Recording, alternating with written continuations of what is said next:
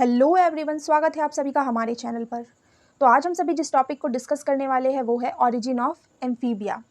Amphibians पहले ऐसे organism हैं जिन्होंने धरती पर जीना सीखा। जैसे कि हम सभी को पता है कि लाइफ का ओरिजिन पानी में हुआ था, वाटर में। तो फिशेज रहती थी, पर किस तरह से फिशेज धीरे धीरे इवॉल्व हुई और एम्फीबियंस का ओरिजिन हुआ। किस तरह से एम्फीबियंस धीरे धीरे ज़मीन पे रहना सीख गए। करीबन 370 million years ago Devonian period में एम्फीबियंस का ओरिजिन हुआ और स्पेशल तरह की फिशेज होती थी, special group that is क्रॉसॉप्टेरिजियन।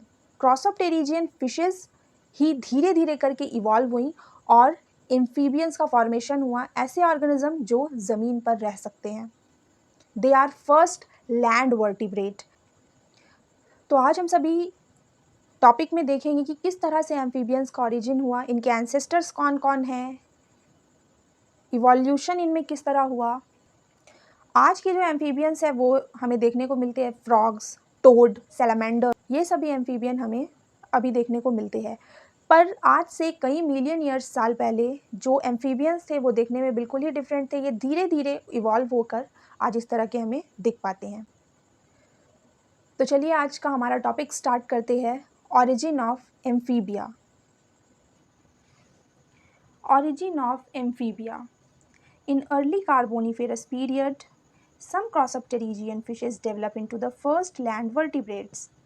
Carboniferous period, जिसे एज ऑफ एम्फीबियंस भी कहा जाता है, इस समय जो क्रॉसॉप्टेरिजियन फिशेस पाई जाती थी ये धीरे धीरे इस तरह से डेवलप हुई और फर्स्ट लैंड वर्टिब्रेट का फॉर्मेशन हुआ, यानी कि ऐसे ऑर्गेनिजम्स जो कि ज़मीन में रहना सीख गए।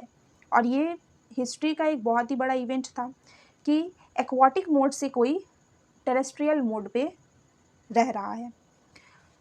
सबसे जो स्टेम एम्फीबियंस है वो है लेबिरिंथोडोंशिया, यानी कि जो क्रॉसॉप्टेरिजियन फिशेज जब वो धीरे धीरे मॉडिफाई हुई तो पहले ऐसे ग्रुप ऑफ ऑर्गेनिज्म जो कि एज एन एम्फीबियन ज़मीन पर रह रहे थे उन्हें कहा जाता है लेबिरिंथोडोंशिया।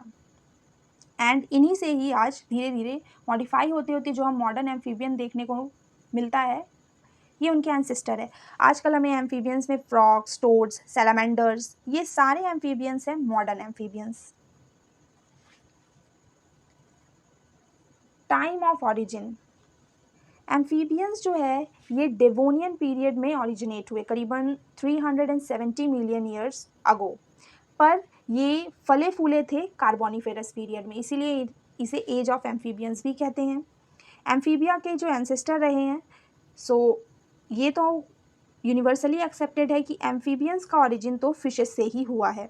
और सबसे फर्स्ट एम्फीबियंस जो है, एम्फीबियन के एंसेस्टर है लेबिरिंथोडोंशिया। फिशेस में और एम्फीबियंस में जो सिमिलैरिटी है जो इस बात को दर्शाती है कि एम्फीबियंस फिशेस से ही ओरिजिनेट हुए हैं, कुछ कुछ पॉइंट्स है, जैसे कि दोनों के दोनों फिशेस हो या एम्फीबियंस कोल्ड ब्लडेड ऑर्गेनिज्म है, यानी इनकी जो बॉडी का टेम्परेचर है वो एनवायरनमेंट के टेम्परेचर के हिसाब से फ्लक्चुएट करती है। इनमें कोई कांस्टेंट टेम्परेचर नहीं होता है बॉडी का। दोनों के दोनों गिल्स से रेस्पिरेशन, देखिए एम्फीबियंस में तो लंग्स रेस्पिरेशन होता है, बट जब एम्फीबियंस लार्वल स्टेज में होते हैं, अर्ली लाइफ, टेडपोल लार्वा जो होता है मेंढक में, वो पानी में रहता है और वो गिल्स से ही रेस्पायर करता है, और वो जैसे एडल्ट बनते हैं देन उनमें लंग्स देखने को मिलता है। दोनों के दोनों फिशेज और amphibians they lay eggs in water. Amphibians, frogs वगैरह कहीं भी रह ले, पर वो जो अपना एग्स है वो पानी में ही देते हैं, अंडे को। चलिए डेवोनियन फिशेस के बारे में देखा जाए। डेवोनियन पीरियड के समय पर 3 बड़े ग्रुप्स थे फिशेस की। एक है एक्टिनोप्टेरिजी, डिप्नोई एंड क्रॉसॉप्टेरिजी। एक्टिनोप्टेरिजी और डिप्नोई, ये दोनों जो ग्रुप है इनमें बहुत ही स्पेशल टाइप के फीचर्स देखने को मिलते हैं, तो इन्हें एम्फीबिया का एंसेस्टर मान पाना थोड़ा मुश्किल है। पर ये स्ट्रांगली माना जाता है कि जो लैब्रिंथोडॉन्ट्स थे, जो फर्स्ट एम्फीबियंस थे, वो कहीं ना कहीं क्रॉसॉप्टेरिजियन फिशेस से ही इवॉल्व हुए हैं। क्रॉसॉप्टेरिजियन एंसेस्ट्री, किस तरह से हम माने कि क्रॉसॉप्टेरिजियन फिशेस ही एंसेस्टर है। रिपिडिस्टियन क्रॉसॉप्टेरिजियंस, क्रॉसॉप्टेरिजियंस ये एक ऑर्डर है रिपिडिस्टियन ग्रुप का। ये सारे एक्सटिंक्ट लोब फिन फिशेज़ है, ये सभी तो आज बिल्कुल पाए नहीं जाते। ये लोब फिन होता था इनमें, इनका जो फिन था वो लोब लाइक। आजकल की जितनी भी फिशेज़ है वो सारी रे फिन्ड फिशेज़ होती हैं, इन सभी के फिन में रेज प्रेजेंट होता है। तो ये कहीं ना कहीं इन्हीं लोब फिन फिशेज से ही इवॉल्व हुए हैं। तो उस समय दो जेनेरा ऑस्टियोलैपिस एंड यूस्थेनोप्टेरॉन, क्रॉसोप्टेरिजियंस के ये दो जीनस ज़्यादातर देखने को मिलते थे। एंड इनमें बहुत सारी ऐसी सिमिलैरिटी है मॉर्फोलॉजिकल, बाहरी रूप से भी देखा जाए तो लैब्रिंथोडॉन्ट्स में जो कि फर्स्ट एम्फीबियन थे और इन फिशेज़ में, इन दोनों में क्या सिमिलैरिटी है? सबसे पहला, जो फिशेज़ हैं और एम्फीबियंस है दोनों के दोनों लिम्ब बोन्स बिल्कुल ही सिमिलर है दोनों में।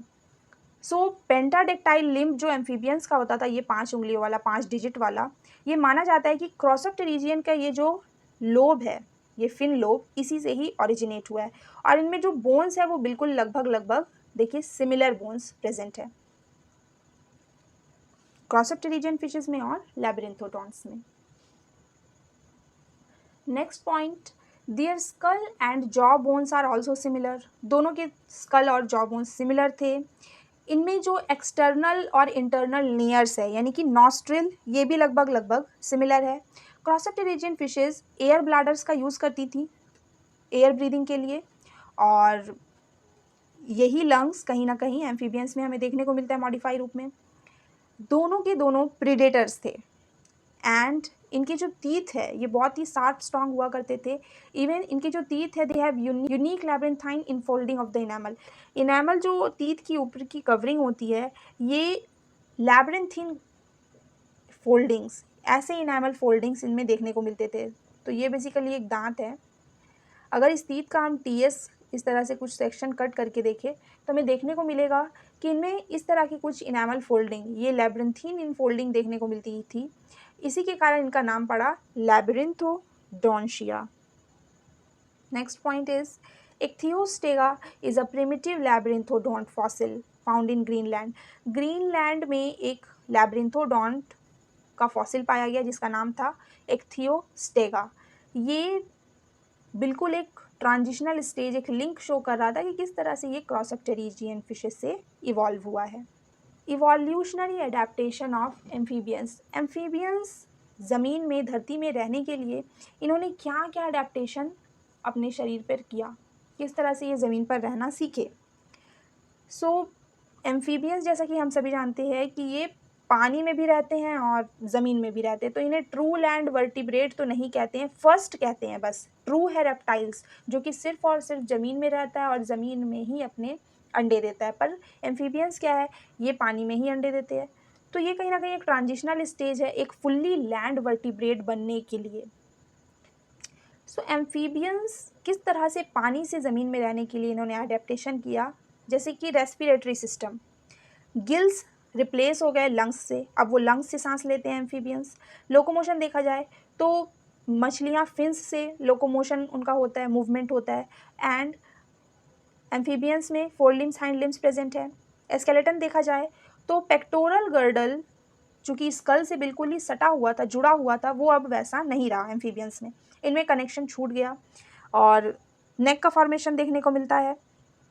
वर्टिब्रल कॉलम, बोन्स वगैरह बहुत ही स्ट्रांग हो गए क्योंकि लैंड में रहने के लिए बोन्स का स्ट्रांग होना ज़रूरी है। सर्कुलेटरी सिस्टम, इनमें भी बहुत सारे चेंजेस हुए क्योंकि पहले वो गिल्स से सांस लेते थे और अब वो लंग्स से और स्किन से रेस्पायर करना शुरू कर रहे थे, तो उसमें भी सर्कुलेटरी सिस्टम में उस तरह का चेंजेस देखने को मिला, बिल्कुल वैसा ही। सेंसरी सिस्टम देखा जाए, इनमें मिडिल ईयर देखा गया एम्फीबियंस में, जो कि साउंड वाइब्रेशन को टिम्पैनम यानी कि ईयर ड्रम से इनर ईयर तक ले जाता है।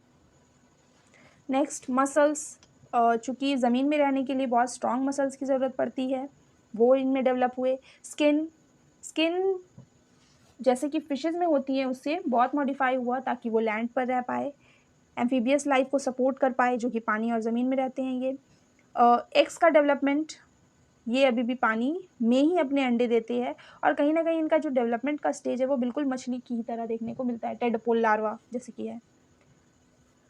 नाउ कॉजेज़, आखिर ऐसी क्या आवश्यकता पड़ी कि ये जो एम्फीबियंस है इनको इवॉल्व होना पड़ा, फिशेस को एज ए एम्फीबियन बनना पड़ा।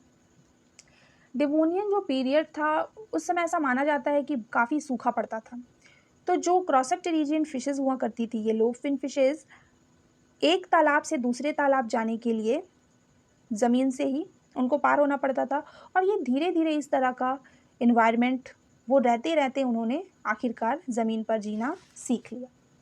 एक तो ये है एंड एक अनदर पॉइंट ये भी है कि कहीं न कहीं पानी में बहुत ज़्यादा भीड़ हो गई। पानी में ऑक्सीजन की कमी, खाना, रहने, ब्रीडिंग प्लेसेस, ये सारी चीज़ों को देखते हुए उन्होंने धीरे-धीरे लैंड में रहना शुरू किया and they become first land vertebrate as a लैबिरिन्थोडोंट।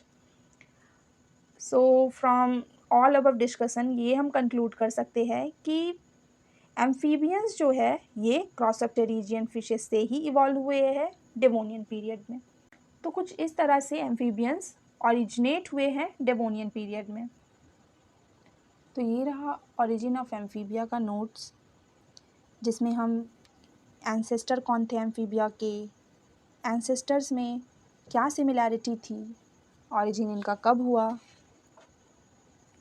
इनकी जो एंसेस्ट्री है क्रॉसोप्टेरिजियन फिशेस से, इनमें क्या सिमिलैरिटी देखने को मिलती है, एम्फीबियंस को लैंड में रहने के लिए क्या क्या अडेप्टेशन की ज़रूरत पड़ी, एंड लास्ट एम्फीबियंस के ओरिजिन का क्या कारण रहा। तो इसी के साथ हमारा ये टॉपिक यहीं पे ख़त्म होता है। तो यही था हमारा आज का टॉपिक, ओरिजिन ऑफ एम्फीबिया। अगर आपको हमारा ये वीडियो पसंद आया हो या वीडियो से कोई हेल्प हुई हो तो दोस्तों के साथ शेयर करना ना भूलें और हाँ, चैनल को सब्सक्राइब करना ना भूलें। वीडियो को लाइक कीजिएगा, कमेंट्स में भी ज़रूर बताइएगा। Thank you so much everyone.